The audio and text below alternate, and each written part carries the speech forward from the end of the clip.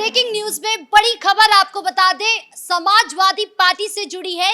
UP में विधानसभा चुनाव नजदीक है, ऐसे में तमाम पार्टियों की ओर से तैयारी शुरू हो गई है। वहीं जब अखिलेश यादव की पार्टी समाजवादी पार्टी की बात करते हैं तो वहां पर गुटबाजी नजर आ रही है और गुटबाजी का कारण है आजम खान। तो क्या है पूरा मामला बताएंगे आपको। मेरे साथ मौजूद है मेरे सहयोगी हर्ष जी। सर, आजम खान को लेकर क्यों गुटबाजी समाजवादी पार्टी में शुरू हो गई है? देखिए, आपको याद होगा कि किस तरीके से आज़म खान की पत्नी ने बयान दिया था हाल ही में और उनकी तरफ से कहा गया था कि अब आज़म खान को बचाने वाली समाजवादी पार्टी नहीं है, सिर्फ अल्लाह है और समाजवादी पार्टी से उनका भरोसा उठ गया है। अब इसी को लेकर समाजवादी पार्टी में दो गुट बनते हुए नजर आ रहे हैं। आपने देखा कि एसटी हसन ने किस तरीके से बयान दिया। उन्होंने कहा कि आज़म खान के लिए बहुत कुछ किया गया है, लेकिन अब उतना समाजवादी पार्टी नहीं कर पाएगी। दूसरी तरफ से एक गुट समाजवादी पार्टी का ये कहता है कि आज़म खान के साथ कहीं ना कहीं ऐसा किया जाता कि आज़म खान को बचाया जा सकता था। अब ये जो दो गुट बन रहे हैं ना, अखिलेश यादव उस गुट को कहीं ना कहीं संभालने में मुश्किल का सामना कर सकते हैं। क्योंकि अगर ये दो गुट 2027 से पहले बने तो बड़ा नुकसान अखिलेश यादव को हो सकता है, क्योंकि अखिलेश यादव बार बार ये कहते हैं कि मुसलमान वोट उनका है। अब दो गुट बन गए तो आधा मुसलमान वोट बैंक आजम खान के पास चला जाएगा और आधा अखिलेश यादव के पास चला जाएगा, जिससे अखिलेश यादव को बहुत बड़ा नुकसान होगा अगर पूरा वोट बैंक मुसलमान का अखिलेश यादव के पास नहीं गया, क्योंकि पंचायत चुनाव भी होने हैं और उसके बाद हम देखेंगे 2027 का चुनाव भी होना है। क्योंकि आजम खान को लेकर ये कहा जा रहा है कि आजम खान का जो पूरा परिवार है वो अब दूसरी पार्टी पे निगाहें टिका हुआ है कि किस तरीके से अब वो दूसरी पार्टी के साथ जाए, क्योंकि समाजवादी पार्टी के साथ उसको कोई फायदा नहीं हुआ। अब चंद्रशेखर रावण भी उसमें है कि चंद्रशेखर रावण भी ये चाह रहे हैं कि कहीं ना कहीं आजम खान के परिवार का साथ उन्हें मिल जाए, क्योंकि चंद्रशेखर रावण बार बार ये कह रहे हैं कि मुसलमान अब आप ये समझ लो कि आपके लिए ना तो समाजवादी पार्टी ने काम किया ना बीजेपी ने काम किया, इसलिए आप मेरे पास आ जाओ। और कहीं ना कहीं आजम खान के परिवार को भी वो समझाने में कामयाब हो रहे हैं कि आपके साथ बहुत ज्यादती हुई है। अब आपको समझना होगा कि किस तरीके से अखिलेश यादव ने आपका साथ नहीं दिया, बीजेपी आपका साथ नहीं दे रही है, तो आप चंद्रशेखर के साथ आ जाइए।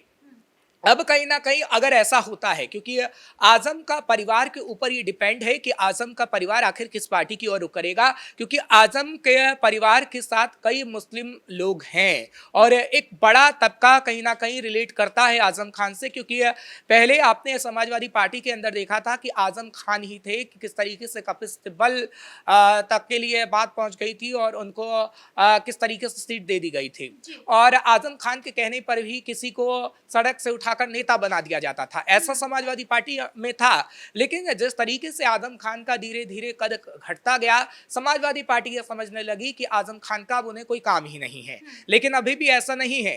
अब्दुल्ला आजम हो, आजम खान हो या फिर उनकी पत्नी हो, उनके साथ कई मुसलमान अभी भी खड़े होते हुए नजर आते हैं और एक बड़ा वोट बैंक आप कह सकते हैं कि आजम खान के साथ अभी भी मुसलमानों का है।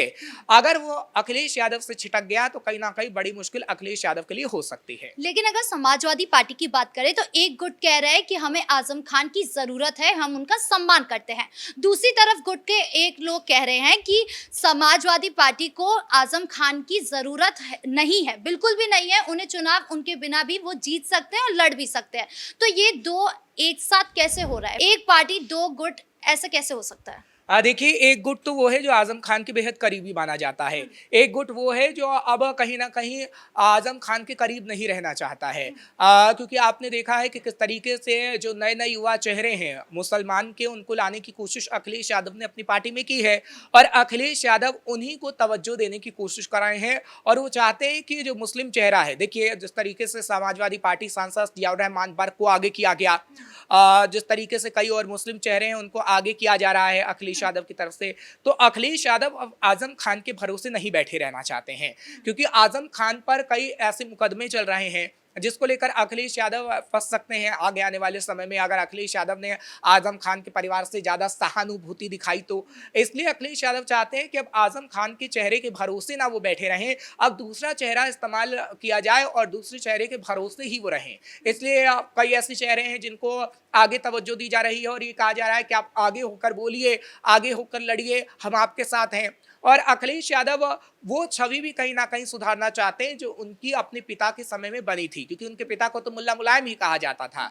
अब अखिलेश यादव वो टैग नहीं चाहते हैं, क्योंकि अखिलेश यादव एक तरफा मुसलमानों को अपनी तरफ नहीं लेना चाहते हैं।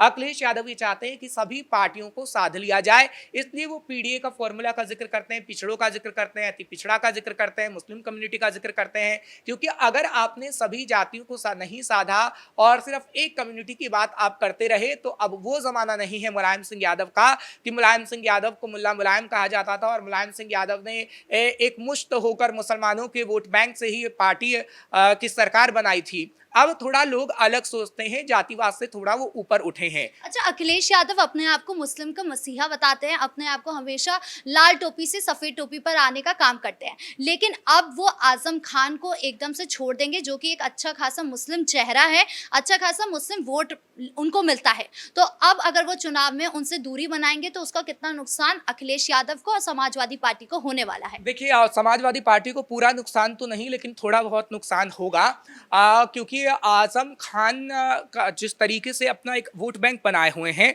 मुसलमानों का, उसको लेकर ये कहा जा सकता है कि कुछ प्रतिशत वोट बैंक कहीं ना कहीं खिसक सकता है।